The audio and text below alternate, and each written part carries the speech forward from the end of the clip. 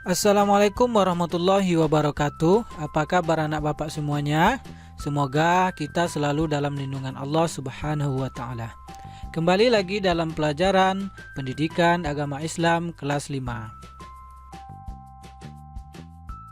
Sebelum belajar, marilah kita berdoa kepada Allah Subhanahu wa taala. Bismillahirrahmanirrahim. Rabbi zidni ilma warzuqni fahma. Amin. Kali ini kita masuk pada pelajaran pertama dengan judul Mari Belajar Al-Quran Surat At-Tin, dengan submateri membaca surat At-Tin, menghafal surat At-Tin, menulis surat At-Tin, dan belajar makna kandungan surat At-Tin. Terlebih dahulu kita lihat penjelasan surat At-Tin. Anak-anak, surat At-Tin diambil namanya dari buah tin yang terdapat di ayat pertama.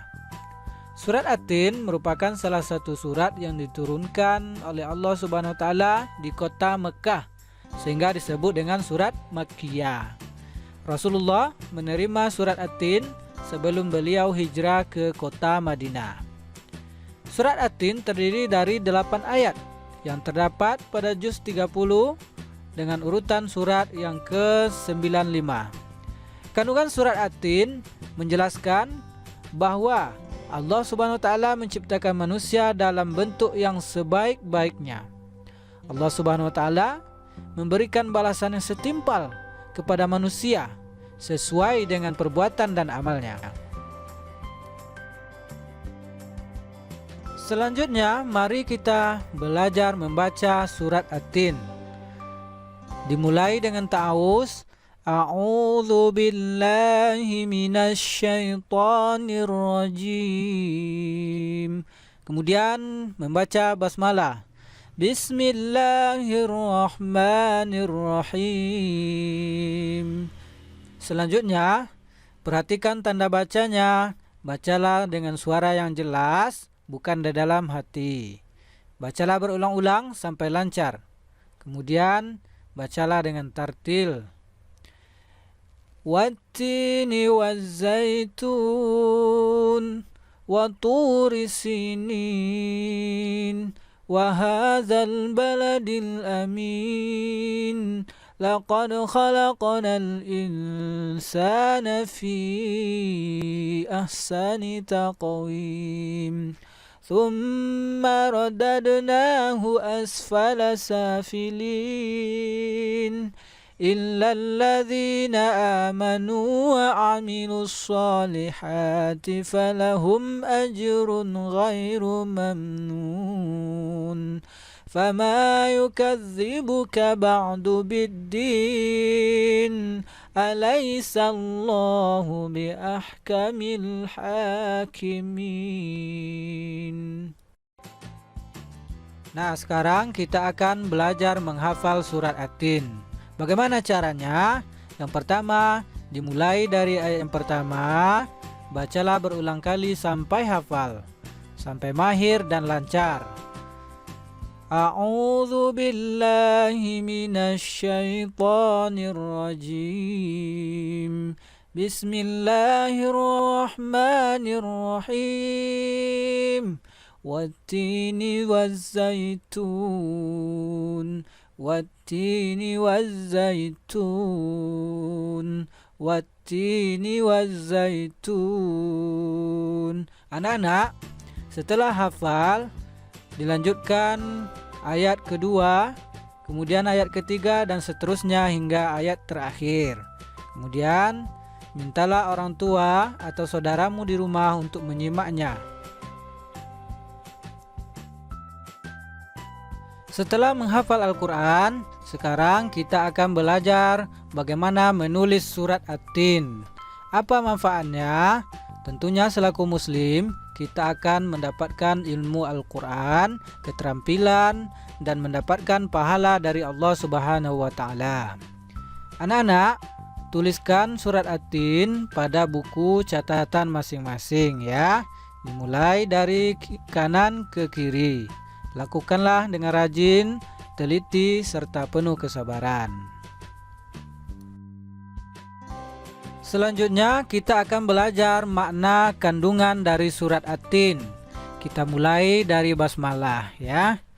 Bismillahirrahmanirrahim. Dengan nama Allah yang Maha Pengasih lagi Maha Penyayang. Wattini wazzaitun. Demi buah tin dan buah zaitun.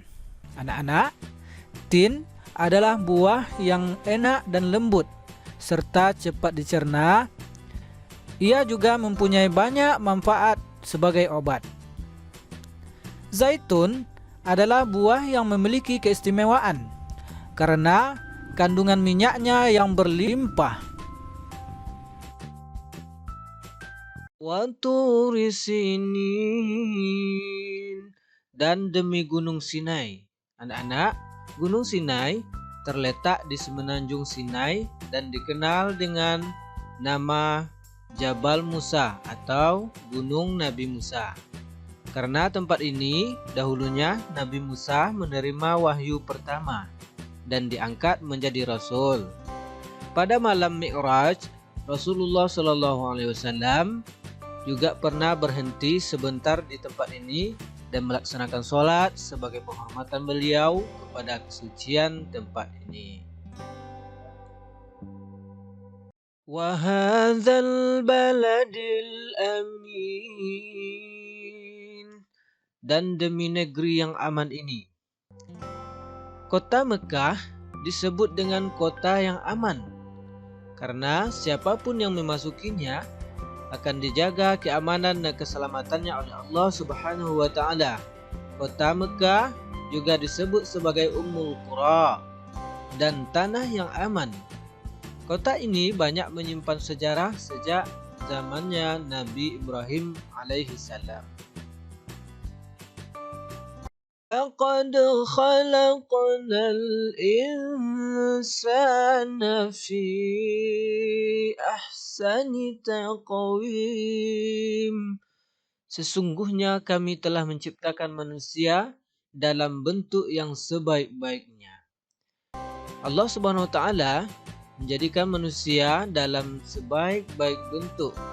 Proses kejadian manusia tidaklah sama dengan makhluk-makhluk lainnya. Manusia diberikan akal, jasmani, rohani, dan juga nafsu. Sehingga manusia harus mampu menjaga keseimbangan yang dimilikinya agar supaya menjadi makhluk mulia.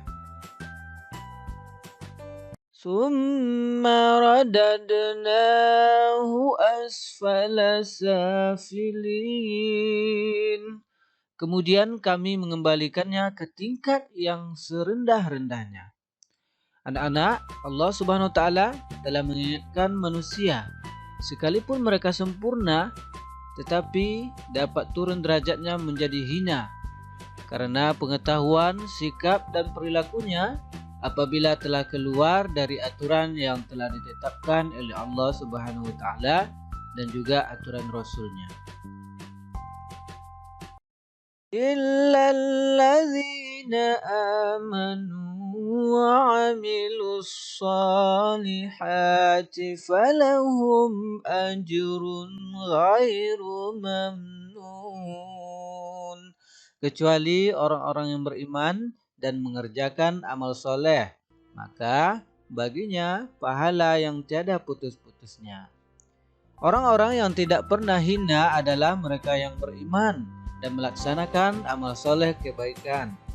Orang-orang yang demikian itu akan selamat dari kehinaan di dunia dan di akhirat nanti. Fama yukadzibuka ba'du biddin. Maka apakah yang membuatmu mendustakan hari pembalasan sesudah itu? Anak-anak, pada hari kiamat nanti ada hari pembalasan terhadap perbuatan manusia yang baik dan juga yang buruk. Seharusnya manusia tidak meragukan lagi adanya hari kiamat atau hari pembalasan, Karena Allah Subhanahu wa taala sudah menunjukkan bukti-buktinya. Allah Subhanahu wa taala memberikan akal kepada manusia untuk berpikir tentang ciptaan-ciptaannya dan hati untuk merasakan iman kepadanya. Alaihissallahu bi ahkamil hakimin. Bukankah Allah adalah hakim yang paling adil? Anak-anak, Allah Subhanahu wa taala adalah yang Maha mengetahui, sebagus-bagus pencipta dan pengatur segala urusan.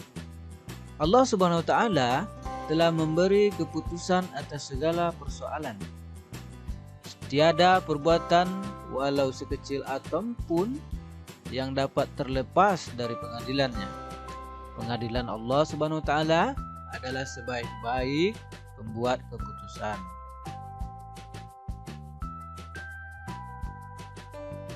Baik anak-anak, cukup sekian pelajaran kita pada hari ini. Terima kasih atas segala perhatiannya. Mudah-mudahan dapat dipahami dengan baik. Assalamualaikum warahmatullahi wabarakatuh.